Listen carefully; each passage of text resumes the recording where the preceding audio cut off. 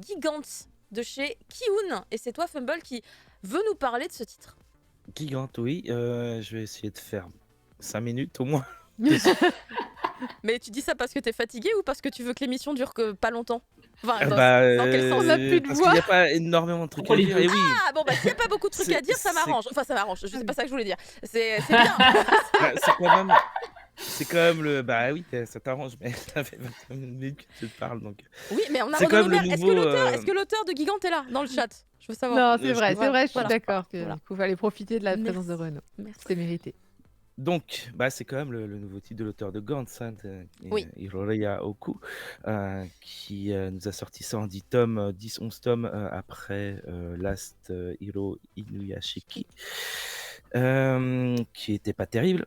Ouais. Mon Dieu, mais Bah oui, c'était pas Non, terrible. c'est pas ouf. Et hein. Gigante, Franchement, c'est pas ouf. on va spoiler tout direct, comme ça si je perds ma voix, vous le saurez, c'est pas terrible non plus. Ça parle de Papiko, qui est une actrice porno, une jeune femme, une actrice porno, pas très connue, qui va se retrouver dotée d'un gadget futuriste qui lui permet de devenir très très très très très très grande pendant un temps, autant de temps qu'elle veut. Et en fait, c'est même pas elle le personnage principal, c'est Rei, c'est un lycéen qui est fan de Papiko. Et qui va la rencontrer et qui va l'aider à gérer sa situation, alors qu'ailleurs dans le monde et à Tokyo se déroulent des phénomènes très étranges, puisque un site obscur d'internet qui s'appelle ET, Enjoy the End, s'occupe de réaliser des vœux des gens qui votent, voilà, pour un vœu, et un vœu à réaliser. Donc au début ça déconne un petit peu, genre voilà, tel acteur il va courir tout nu dans la rue. Et puis tout d'un coup, ça commence à devenir sombre. Genre, on va tuer telle personne parce que c'est un salaud. ok. Et tout le monde se réalise jusqu'au moment où il commence à dire ah bah il y a un démon qui descend du ciel et qui va pulvériser Tokyo pour faire descendre la population à 1 million d'habitants seulement. Et ça se réalise. Et pour l'arrêter, il n'y a finalement que Papiko qui peut changer en géante aussi et qui trouve une stratégie pour le vaincre. Et ensuite, il y a d'autres géants qui arrivent parce que les gens qui votent pour détruire Tokyo, qui sont tous des petits connards de jeunes parce que c'est un petit peu un thème récurrent chez ce gros boomer de Goku, c'est que les jeunes, c'est quand même tous des connards. Ils vont continuer à envoyer d'autres personnes. Pendant ce temps-là, Papiko va avoir des problèmes parce que elle est emprisonnée, vu qu'elle a quand même, sous sa forme grande, détruit beaucoup de trucs. Et voilà, Ray, lui, pendant ce temps-là, il fait rien parce qu'il sert à rien. Voilà, c'est un lycéen. Tout ce qu'il sait faire, c'est se taper cette fille qui est beaucoup plus âgée que lui. Donc ça peut poser des problèmes, moralement. Et voilà, c'est un mélange de Gantz un petit peu. Ouais. Avec une situation où on comprend pas trop ce qui se passe, mais il y a des personnages qui sont poussés à réagir pour sauver leur vie. Il y a énormément de morts, beaucoup de morts, beaucoup de destruction. Je crois que tu avais rajouté beaucoup plus de mochi que ce que j'avais vu tout à l'heure. Oui, c'est pour ça que j'ai été obligée de faire une image noire un instant pour recharger la slide parce que je me J'avais suis vu dit... des petits mochi ici et là, je me suis dit ça suffit ça. On est d'accord. Ouais, non, Alice, elle a pas compris qu'on ne doit pas non plus voir les fesses des gens. Ouais. Ce n'est pas twitchable.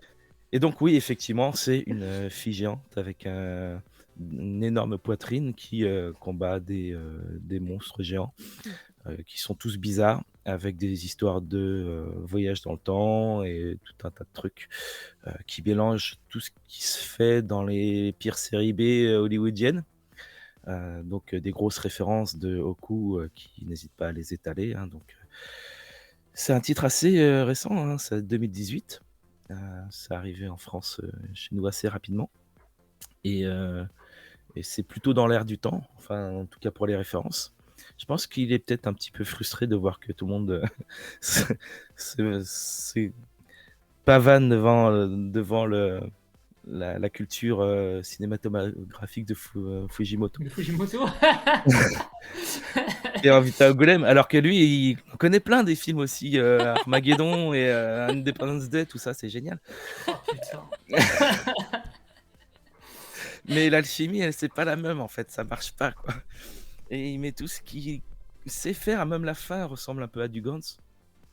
Et ça, c'est mauvais quoi, c'est nul. Donc on est un peu C'est triste dit. pour lui quoi. Parce que c'est dommage, parce qu'il a des bons thèmes, il a des bonnes idées, il dessine comme un dieu. Et à chaque fois, il fait la même chose, et à chaque fois, c'est pas bon. C'est pas comme Gantz, quoi. C'est pas comme Gantz. Et en plus, ça rappelle, tu te redemandes à l'époque pourquoi t'aimais Gantz. Parce que ça faisait partie de ces séries à rallonge où on savait pas du tout où ça allait, où le scénario n'était pas prévu et qui finit en queue de poisson. Et c'est souvent comme ça. C'est souvent comme ça. Et si tu repenses à Gantz, finalement, c'est pas terrible quoi. Hensman n'a pas tort. Hein. Par vote des fesses, il s'est remis à faire du Gantz à l'époque Edo. Bah, je connais pas ce qu'il a fait après, mais. Et ça, c'est en cours là. Mais ça n'avait pas été annoncé d'ailleurs par un éditeur ce nouveau titre Gantz. Je crois qu'il y a un truc comme ça peut-être. Bah, de toute façon, il a plus que ça, le pauvre. Ouais. Mais. Non, vraiment, c'est. Il le tartine, hein. La tartine, elle est plus lourde. Ah, il est habillé pour l'hiver, il aura chaud. chargé là. Non, mais en plus, tu vois, si tu regardes Last Hero Inuyashiki, ouais. Inuyashiki, ça partait vachement bien.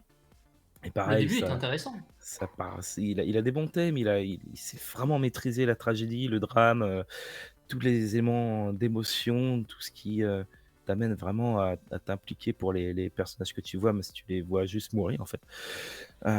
Mais tout le reste, ça va pas bien, quoi. Donc, c'est old school, C'est claqué au sol. c'est d'une autre époque, voilà, et ça ne marche plus maintenant. Donc on va voir ce que ça donne pour la suite, mais bon, il fait du Gantz maintenant, donc voilà. Donc t'es content. Ça va Non, marcher même aux pas. gens de Gantz. Non, parce que Ouais, c'est ça. Gantz, je m'en fous un peu aussi, vu la fin de l'œuvre originale. Bah, la fin de l'œuvre originale, en plus, c'était quasiment de la repompe de FMA. Alors, Mais de toute façon, c'est vraiment cette Il génération. y en a pas un pour le sauver, hein. Je vois que vous êtes en train de lui préparer un petit cercueil. Eden Rakuen n'a pas tort, hein. Jusqu'à l'arc Osaka, c'était vachement bien Gantz. Et puis après, boum.